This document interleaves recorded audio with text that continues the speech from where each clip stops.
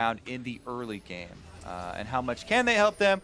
We'll see, because Lemon Nation has actually been one of the premier roaming supports. I have so many flashbacks of him on Malzahar especially, roaming to mid lane, flash ulting for High, and he's really been a huge boon to High, especially as far as that mid game and the pickoffs in Fog of War that we mentioned. Yeah, Lemon definitely a lot of play on that Malzahar so far in this split. It's a playmaking champion. It's one that you can actually get things started with. And Morgana, although you don't have that point and click on the lockdown, you still have the ability, as long as you can dial in those snares, to make it so you can set up the plays for your team, set up the picks, and set up those opportunities to get things going. As Xpecial and Lot are just going to be hanging out in this bot lane brush, Lemon and Alltech will be doing the same thing.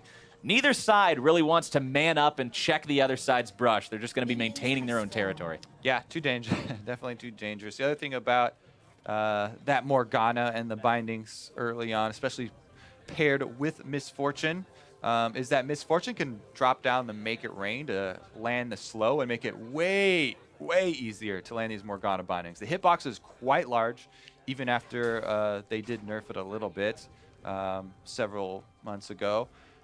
But yeah, those two can really assist each other in the poke. And then once you get level 6, nice hold in place there for the ultimate damage to channel through.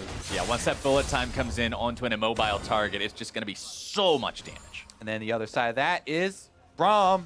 Big strength, even though he is, melee and probably takes a lot of harass early on. The unbreakable wall is what he's going to have to save once Misfortune is level 6, because if that is down, they definitely are going to go for that big harass. So save that ability to try and block out key once. Comes down to Make It Rain harassment already as they push up with the double range from FlyQuest. You know, I've never actually seen this Braum skin in action because Braum wasn't very popular when they released it. That is really cool that he has a fireplace that actively works in his shield. I'm pretty down with that. Keystone Masteries at the bottom part of your screen there. A lot of Thunderlords showing up. And one thing that we are seeing is that Wrath coming back into the top lane as opposed to the Courage of the Colossus that you ended up seeing for a long time when it was very strong. Recently nerfed going into 7.2. Yeah, Colossus definitely... Grasp of the Undying, not Wrath. Yeah. I had the we let it pass. That was close enough. The noise, yeah. We had the right there in the middle, but the Grasp of the Undying coming back instead of Courage of the Colossus. Yeah, Colossus got nerfed, as everyone knows, and is much weaker, especially in 1v1 situations. But junglers off to the early start here. Chaser goes 3 camps into his very quick level 3, and it goes up to assist someday here. Chaser. Oh, early. Looking to make some kind of a play, but the Steadfast Presence going to be late, so Balls gets himself away easy peasy. Yeah, I mean, I guess he wanted to get in there as quickly as possible to land the damage, but generally on Kha'Zix, and actually on most champions with dashes like that, you want to hold them until you actually need to use them for either the enemy's flash or dash away, because, jumping in there, he already had the angle where you can just walk up, land your auto slow and Q damage, and then try and jump later. But the key takeaway is what you mentioned. The Steadfast Presence is what they're counting on to interrupt Balls, but doesn't come out in time, so non-action there on the top side gank. Balls doesn't even have to burn a summoner spell and can hold on to that CS lead he's got for himself. And that constant AoE push that you were seeing in the bottom part of the map there, the Tormented Soil on top of the Make It Rain, just makes it so hard for Xpecial and Lod to hang around in that. Plus, it's kind of a bonus because, my bottom lane is pushed. If you're Moon right now, you're thinking, my bottom lane is pushing. Plus, the enemy jungler shows top. It's so free to go in and counter jungle on this blue quadrant of Team Dignitas, and that's what he's done. As you can see the leftovers basically of his invade right now, the ward deep inside that side of the jungle, as well as the skull crab that he was able to take beforehand. But yeah, so anytime jungler shows on the opposite side of the map, very clear and easy response there. Going to be able to get back over to his blue quadrant, so can't lead for him, but Chaser did soak up minion experience while he was ganking. Got a little bit of that at least, and a little bit of that experience tax onto his top laner, but Moon's doing a great job for himself, level 5 already. And of course, once he hits that ultimate point, we will be able to see a lot more gank potential from this guy if he can really turn on with that Rengar, as binding after binding finds its way onto Lot in bottom lane. And they're actually even landing the bindings without the slow. Like before Make It Rain even comes down, Elimination has been highly accurate here, taking out the blast cone, so denying a little bit of the ease of gankability. I mean, Kha'Zix doesn't really have any problems walking down there anyways, but always nice to see some plant control. I especially like to see it from my mid laners because the scrying plants or the bloom Scryer's plants, bloom. yeah. Those ones are actually more important to me as a jungler for the first spawn. If my mid laners do get control and can push up for that vision control, it does enable these ganks when they get close to level 6. Looking for something here in mid lane, but Chaser's hanging around as well. Neither one going to find anything. Bottom of your screen there, you can see the fan vote as 57% think that it's going to be FlyQuest walking away with the win in this showdown. Still a pretty close vote overall, though. Someday using the TP to get himself back to lane after going back, picking up that Bomby Cinder for a little bit of extra wave control. And that's pretty big, right? Shen is already 6. He got level 6 first because of that experienced leech we talked about with the jungler. And Ball is very ready to use his Stand United. So whenever you see a global, you want to attack it. And that's exactly what Chaser's doing. He's camping this Shen on the top side up once again. Ball's right there. Intelligent to use your flash first to get outside of steadfast presence so that you then can dash. The right order of skills ends up getting Balls away safely, and Someday blew his own flash, getting in position as the dive might be coming out bottom side. Here comes that high assassination potential. First blood goes the way of FlyQuest mid laner. They're picking up a double.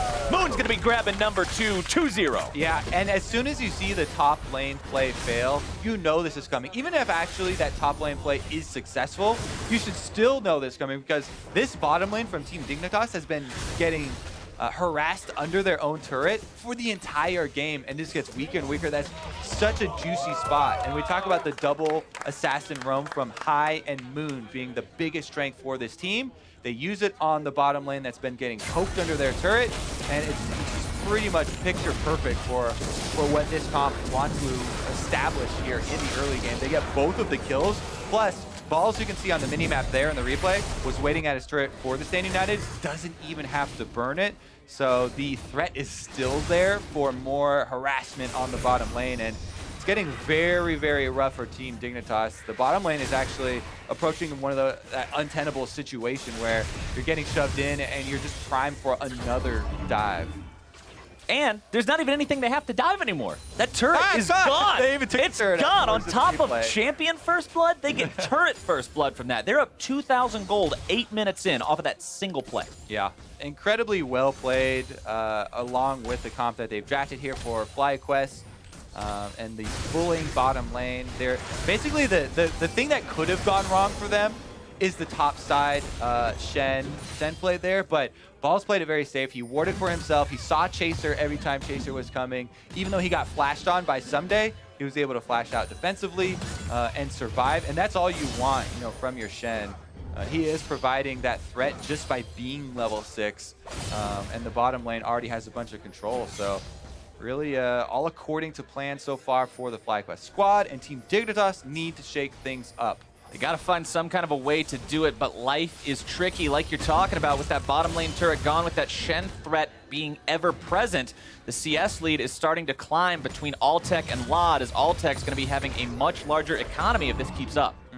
And that will get worse, as what you want to do when you're running something like this, like the FlyQuest guys are doing, is you want to then take your bottom lane and after you shove up the next wave, move that over, rotate to grab the top side outer turret so that you can take out more territory here, increase your lead.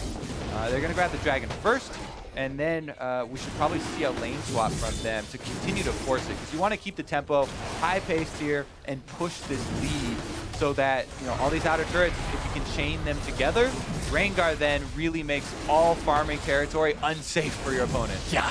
Very scary when you hear that roar coming out of the fog of war and you have no idea where he's going to be going. Drake number 1 does go the way of FlyQuest. No contest before the 10-minute mark. That extra ocean going to give them some nice sustain as they continue trying to push this lead. Second one's going to be another ocean as well, so if they can maintain that, the regen is going to start to pile up for these guys. Ocean, definitely a nice early game Drake when the laning is still very important. They've decided here for Team Dignitas to send Keen down to try and answer this high split push. And by the way, we were wondering, is High going to be going for the early Hex Drinker just for his 1v1s with LeBlanc? He is going with a lethality rush into the Edge of Night. So it is still magic damage oriented in the way he's going about it, but he doesn't have any of the magic resist yet. And the thing about that item, even though it is so ridiculously strong right now, until you actually complete it, you're still very much vulnerable to that LeBlanc burst. And the only bonus from Hex Drinker and the argument for that one is that you can complete it so much faster that you really reduce the threat way earlier. But Hai, not afraid, going with the more offensively typed strategy here and trying to rush that Edge of Night. Plus, we've seen, you talked about how strong the item is, and a lot of that strength comes from the fact that the active shield, when used properly, can really just make or break a play. And you can even use it improperly and you're not punished. The cooldown is so low. You can pretty much spam that sucker and play bad, get rewarded. Edge of Night, go for it. Out of 7, it'll be up for the right amount of time. But a good use of it is even better, because you can just break the game wide open with an awesome Edge of Night, blocking a big spell. Definitely true. All right, so let's check back in on that map movement that we were expecting from FlyQuest, and they have gone ahead. They cleared out the minion wave in the middle, but then they did rotate top, like you're talking about for the top turret here. They are trying to increase the territory they control on the map and try and whittle down the top side. This is really the best way to use your leverage. You send Shen with your Standing Knight and your teleport both ready to the bottom side. You can hug the turret if you even really feel like it and reduce any opportunity of LeBlanc or someone trying to assassinate you. But Varus actually, oh, he's the target. There he goes for the dive. Hai looking to make the moves. Doesn't even need another hit. Heal's not enough. Fly high. That's the other bonus of going with the Edge of Night rush rather than the Hex Drinker is you get way more upfront damage because all the components here have been pure AD, and Zed takes out the AD carry here for Team Dignitas as Alad was trying to move into the mid lane to hold the minions. But Zed sees and Zed kills. Classic Varus play here. Plus he gets the bonus. The heal's gone now too from Lod. Well, so literally the only thing you can do as Varus in that situation is flash the Q after. So Zed, the combo, he's going to try and ult you. And then as soon as he comes out of the ult, you have to dodge all of his abilities. Hai hits that Q right after he comes out. And once that, you're dead already. So the heal right there is just a bonus icing on top of the cake. Hai with his class. This is now his patented pose, basically, when he kills someone in mid lane by himself. Just shaking it off. I like it. He goes with the fly pose there. But yeah, so the only chance for Law there to actually escape with his life was to dodge that Q or flash that Q in some way so that he wasn't killed by the death mark. But concentrate on trying to land his ultimate for the counter kill. Nobody else was around to grab that one. So FlyQuest just steamrolling now, and now that he does have Edge of Night completed, very confident in the 1v1 versus Keen. The active you can see there, spam. Finally times out now though. Keen has to wait as Chaser shows up. Stand United going to be cast to turn this one right back around. Ball's not wanting to go in for any kind of a taunt on top of him, but he keeps Hai nice and safe. Yeah, that error on the side of caution this time for FlyQuest. That's definitely a high call where he's like, ooh, I was a bit close and my Edge of Night expired, so Balls, yeah, we're going to have to use your Stand United to save me this time around. Edge of Night going to be popped again. Keen taken low as they try to pursue onto Hai, who jumps back. Looking to make some kind of a move here. Chaser is done for. That shuriken above his head means certain death. Ball's going to be looking to clean up Keen now as well. Taunt lands. See ya!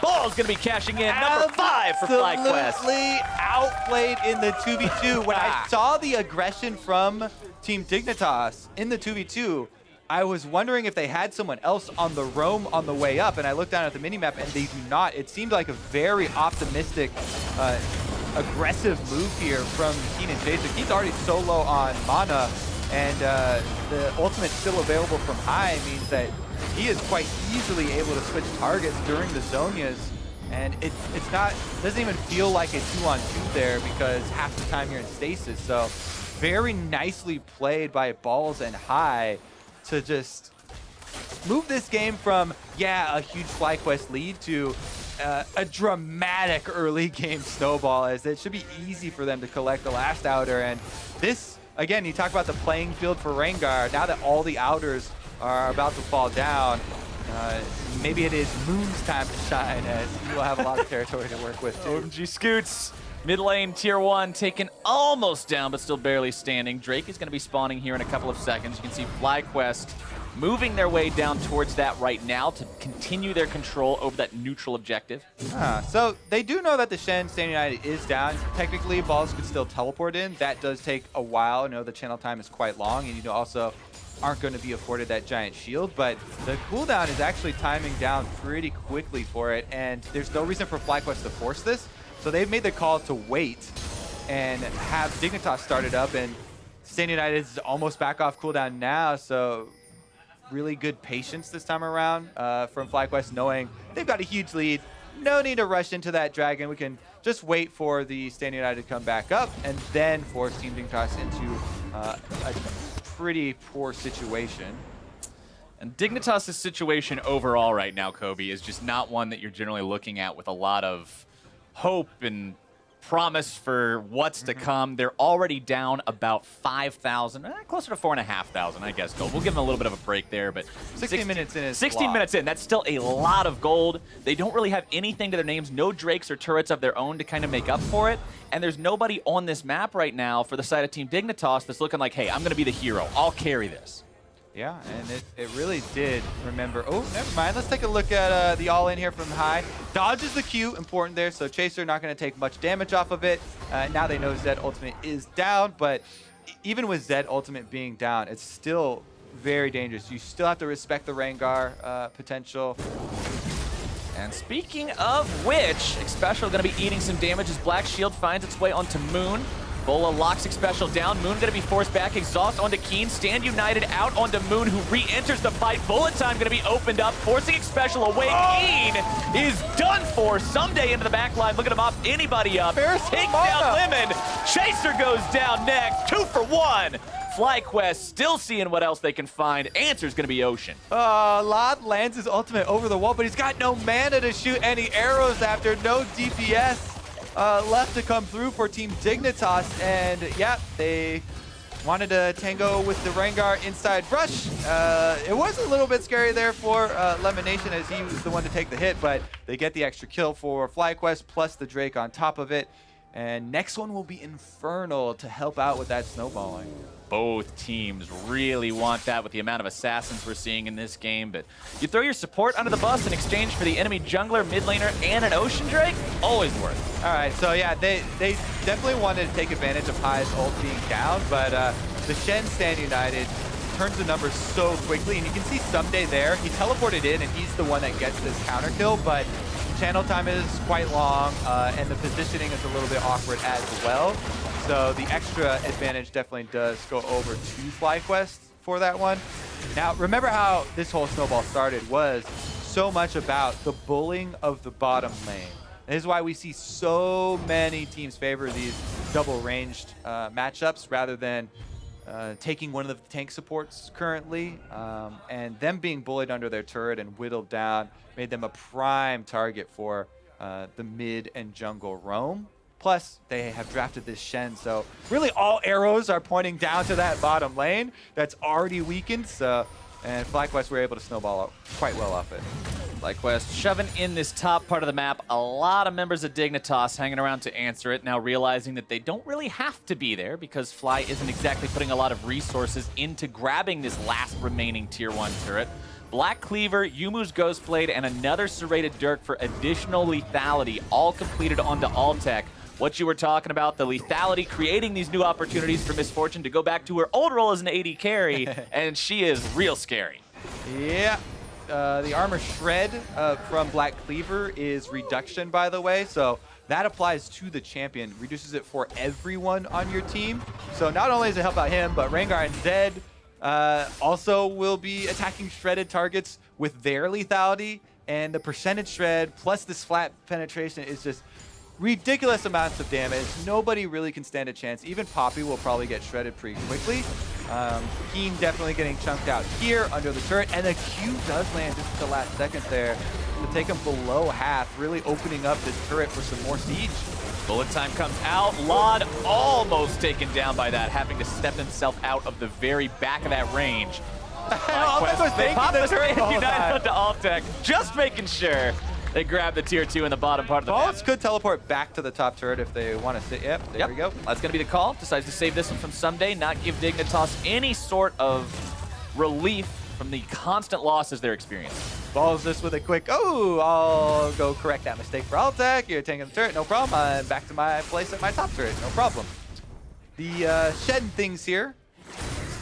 That's what Shen's so adept at. I mean, when you have 2 global ability teleports like that, go away, come right back, everything's great. Yeah, and this is that focus on the overall game plan, the overall map that we talk about for FlyQuest, right?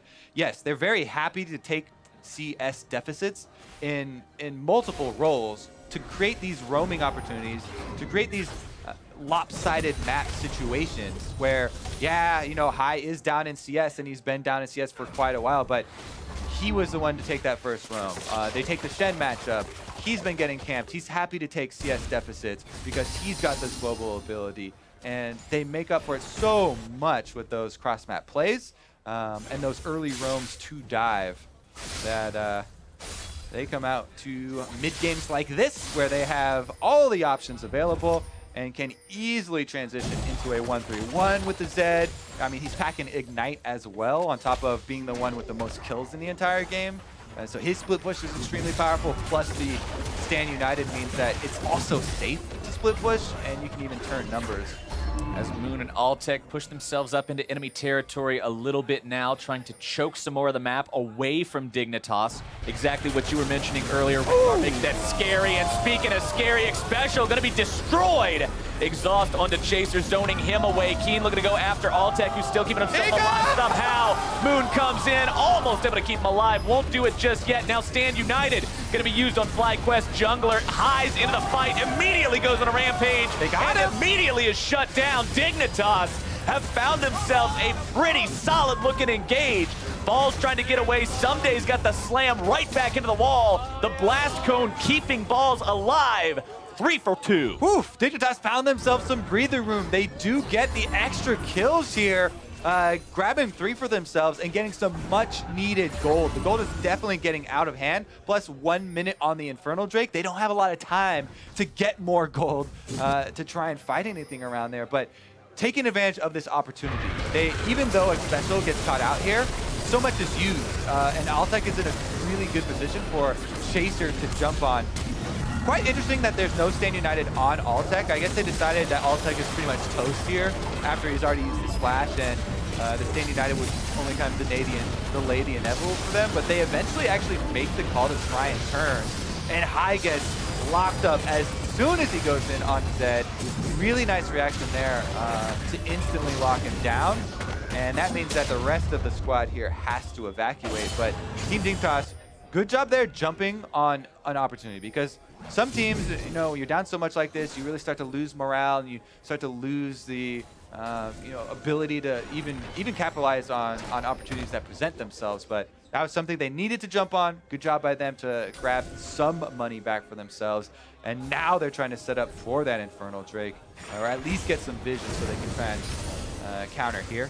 Shen Stand United is available, so I would expect FlyQuest might have something to say about this. FlyQuest do want to have something to say at the end of the day. They're not going to be taking the Drake, though. Chaser grabbing that one, and Dignitas are looking to get themselves away. No penalty. Yeah, nice sneak right there, as FlyQuest were a little bit slow to set up.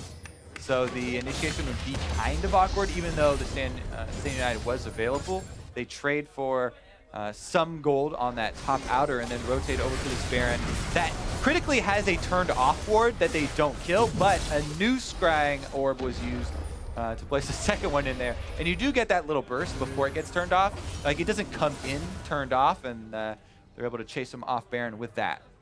That was almost one of those classic high calls that ends up getting FlyQuest a crazy advantage out of nowhere, but luckily for Dignitas, they knew what was potentially going to be happening. They shut that down immediately, and now they're going to be looking for the tier 1 middle. Yeah, they're pretty happy with the way that the last couple minutes have gone, considering you know, the deficit that they were facing. Able to grab up that Infernal Drake, for themselves, as well as start to get some gold back. Someday pressuring the bottom part of the map.